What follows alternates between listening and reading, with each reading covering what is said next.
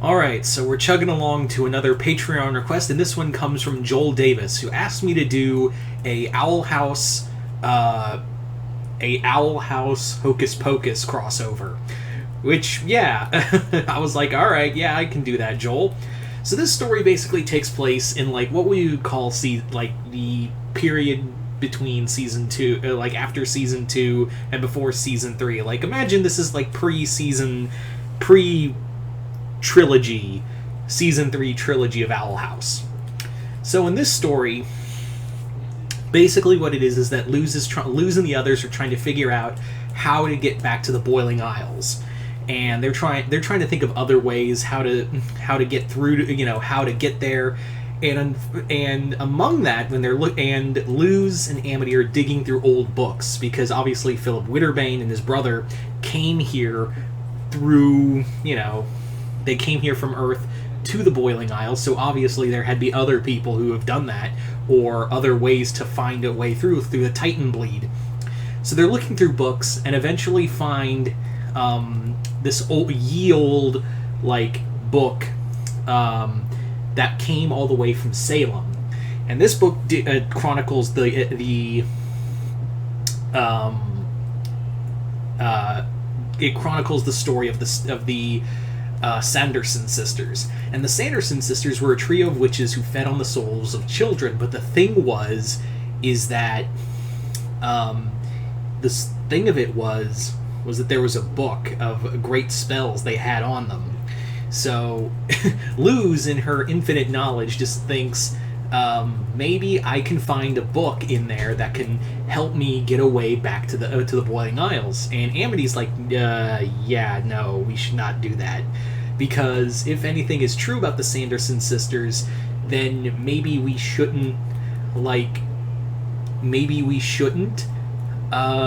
do that. Maybe we shouldn't bother these spirits. And he's like, they're dead, it's fine, they're dead. What more can they do? Yeah. So, yeah, they decide to go on a road trip all the way to Salem to find the spell book. So they go directly to the Sanderson sister house, and it's there they start hearing the legend of the Sanderson Sisters, and they also make a very chilling discovery. And this is when Hunter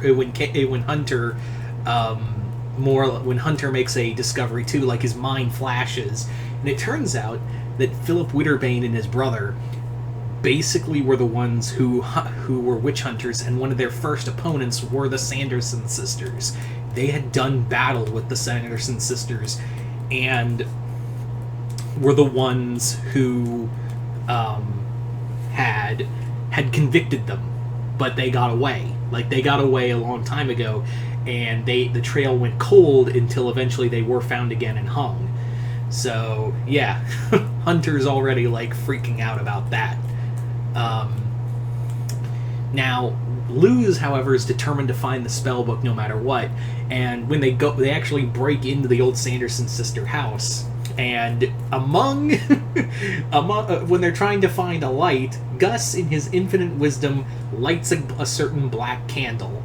Now, keep in mind, this is obviously after the end of the first movie of Hocus Pocus. We are getting a second one, I think, later this year. And, yeah, he lights the candle, and it goes back, and you know who just came back from the dead for a second time. So, the Sanderson Sisters are back.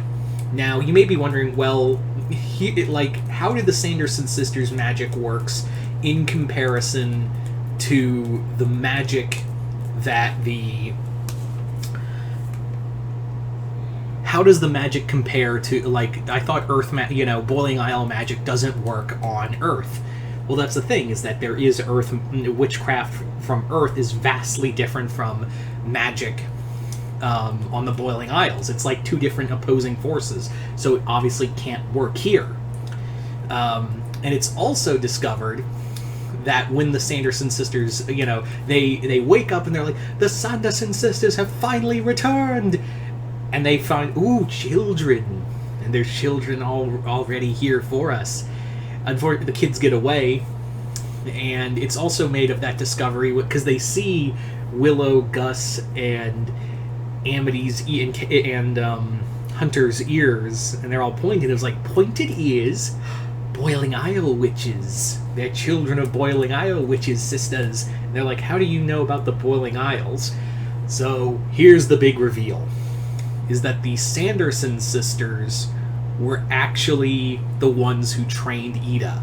The Sanderson sisters, this wasn't the first time that in the 90s, wasn't that original story wasn't the first time they were brought back. They were brought back several times. They were brought back another time. Turns out, Ida, when she was first learned how to use the door to Earth, she went there, and as she was exploring the world, she came across the Sanderson sister house and learned how to, use magic. When she's starting to use magic, she was curious about human witches, so she lit the black candle, brought the Sanderson sisters, and she was like, hey, I'm a witch too, but I'm from another time, from another world. And she thought the Sanderson sisters were so cool. So the reason why Ida's so powerful and as a wild witch, she actually trained under the Sanderson sisters, who trained her how to use proper magic. But when they were talking about soul sucking and all that, she was like, you guys all, hey. She actually tricked them into going, hey, what's that light over there? What? It's the light of the first day. Boom! They die. And wait until, a certain virgin shows up in the 90s to wake them back up. So Luz, thinking that she's possibly has like an ally at her side, she basically tells them the story of what's going on with the Boiling Isles, and the Sanderson sisters are like, we don't care about that, because if you are, Ida's apprentice, then you're gonna pay for what she did for tricking us so long ago, and you can't use your magic out here. Like, you can't use magic like we can.